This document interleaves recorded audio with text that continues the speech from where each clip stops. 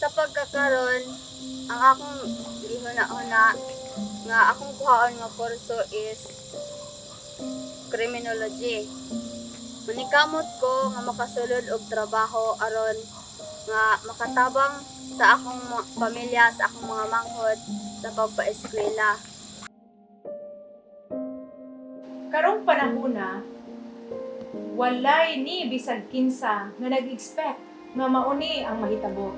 Dako kayo kining hagit sa edukasyon. When in fact, isip usa ka supervisor, daghan ang mga worries nga nisangtop sa akong huna-una. Usa na niini ang gitawag og mapadayon ba ang face-to-face mode of instruction.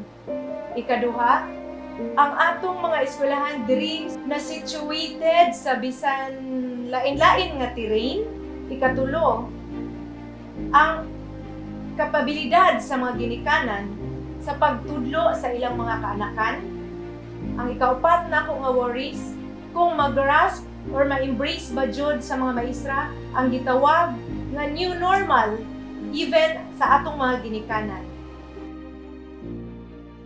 The Division of Negros Oriental has identified distance learning through the printed modules as our default modality in delivering education to our learners. This is based on the data that we obtained from our TALA program, which gave us this information. And this gives us different scenarios that we have to address in order to make education continue.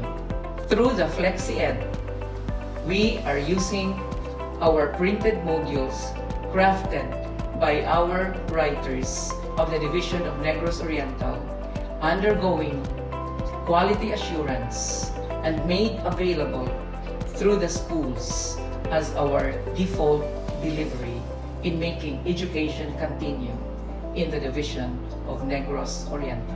FlexiEd, or Flexible Learning Experience in Education, is a modular printed digital distance learning design perspective deeply rooted in the needs of students, with the main aim of giving them as much flexibility as possible in learning content, schedules, access, and learning styles.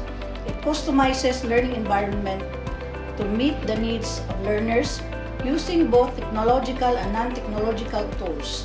It involves individualized instruction that allows learners to use self-learning modules in print or digital format, electronic copy, whichever is applicable in the context of the learner, and other learning resources like self-learning kits, learning materials, textbooks, activity sheets, study guides, and other study materials. Blend the new normal with our classroom instructions, the Division of Negros Oriental crafted a capability building plan in different enhancements like technology, curriculum contextualization, inclusive education, and digital learning platforms, which are consistent with our MELTs and aligned with our Flexi. Educational leaders are now more than ever at the front seat in addressing various challenges during the COVID-19 pandemic in order to steer schools to cope up to the fast-changing digital world or demand for the use of technology. Educational leaders must also be technology leaders. Hence, at DepEd Negros Oriental, we made school basic information accessible online to allow leaders and teachers to retrieve real-time data critical for decision-making through the Teachers and Learners app, or TALA. We also made downloading of modules easier to our online portal at depednegor.net, or perhaps listen for updates from world-class speakers via FlexiEd at TALA's app. One of the challenges that we face nowadays is whether or not to continue education. We, the teachers, have been doing our best to continue to provide the quality of education that our learners deserve. For the past few months, we have been preparing modules, virtual lessons on letter sounds, and other supplementary learning materials for our children to use at home. We have also reached out to our dear parents and helped them understand and be reassured that we can work hand in hand in teaching their children at home. Together, if we work hand in hand with passion, sincerity, and integrity, we can make things happen. Well, I guess isa lang yun, Hans. It's innovations like these that help us bring education forward. Knowledge management and in terms of sharing of best practices. So I highly recommend and laud the DepEd Negros Oriental for this. And this is a best practice for other offices and divisions across the country na naatay platform to share our experiences and to learn from one another.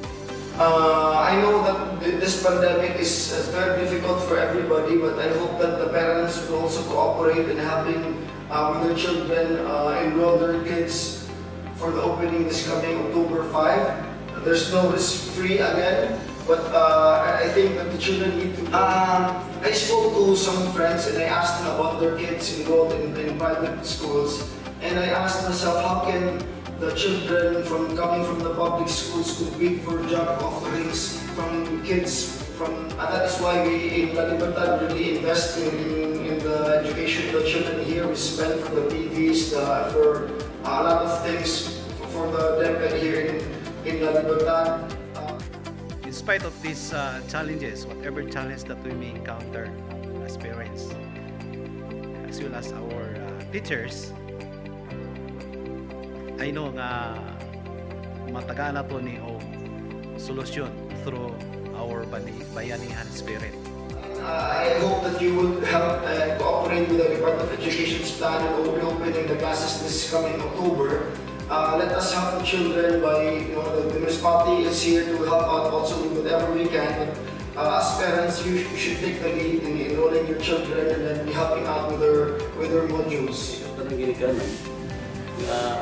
Mahimo ayaw wat inyong paglaom dasiga kuno na inyong mga bata kay mura gunay nagiban sa tong kalsud ang edukasyon dili babag ang kalisdanan naaray pa sa barikamo ta kay katapusan kanila bandera ang kuan makalapos mangani ang dikanan nga kita pangarara tagbutay so una siya nga dasiga ra gid kay kita mga ginikanan, magkasalot ta sila, magkakuan niya. Lisod kaya nang buwa, tas kalibutan niya, wako tayo ibilin nila. Wabot at lang magkalisod mo pa ulit, matay po ito, kung ginikanan, wako manikamot lang mo. Kung pa ulit ito, bisag patay na ta. So, mura na iya akong hagyo sa mga ginikanan. Dasiga kanuna inyong mga anak. Tudluit, tabangi, para na sila manikamot, na ang ilahang ugma damlag, hayag.